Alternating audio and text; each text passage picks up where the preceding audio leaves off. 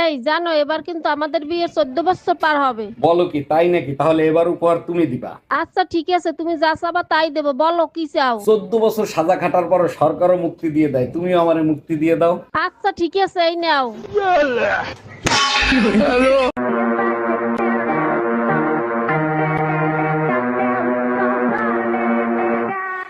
দুলা ভাই আসছেন? আপা তো এইমাত্র মার্কেটে গেছে।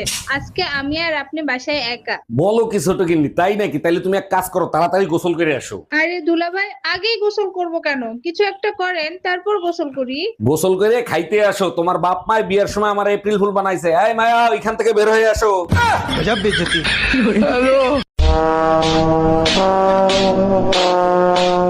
ম্যাডাম, আমি বিদ্যুৎ বিভাগ থেকে আসছে, আপনার মিটারে সমস্যা আছে, চেক করতে হবে।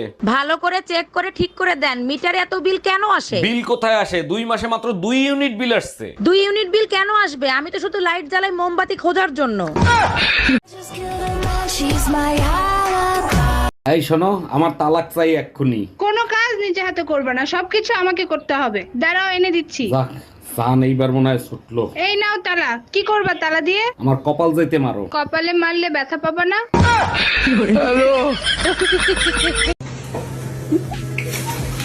জানো শিলা, পাশের বাসার ভাবি মনে হয় আমার প্রেমে পড়ে গেছে। তাই নাকি? তা তুমি কি করে বুঝলা যে তোমার প্রেমে পড়ে গেছে? কারণ সে যখনই আমাকে দেখে দেখে মুসকি মুসকি আসে। আরে তার জন্য না, উনার ঘরে একটা বান্দরের ছবি আছে, সেই ছবির সাথে তোমার মিল আছে। ভাবি, বাইরে দেখছি একটা মাই এলে পার্কে করতেছে। গুরুগা লাভ নাই। মানে আমি বললাম না। আরে শালার গিয়ার বক্স আগের মতো নাই, নষ্ট হয়ে গেছে।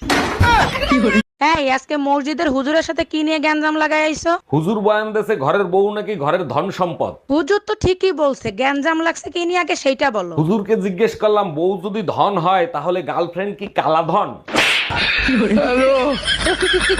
তোর সংসার নেই, তুই থাক, গেলাম আমি বাপের বাড়ি। যাও, কিন্তু যাওয়ার আগে সুমন ফকিরের 600 টাকা দিয়ে যাইও। কিসের টাকা? আমি তো তার কাছ থেকে কোনো টাকা ধার আনি নাই। তোমার জন্য একটা তাবিজ আনছিলাম, বলছিল তাবিজে কাজ করলে টাকা দিয়েন। কি তুই আমারে তাবিজ করছিলি? এ স্বামী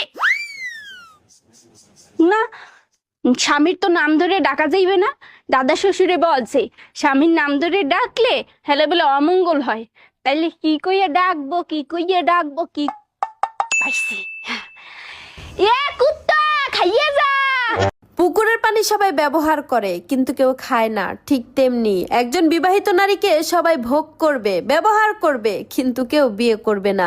বোন রে, 10 মিনিটের দায়িত্ব তো যে কেউ নিতে পারে, কিন্তু সারা জীবনের দায়িত্বটা একমাত্র স্বামী ছাড়া আর কেউ নিবে না।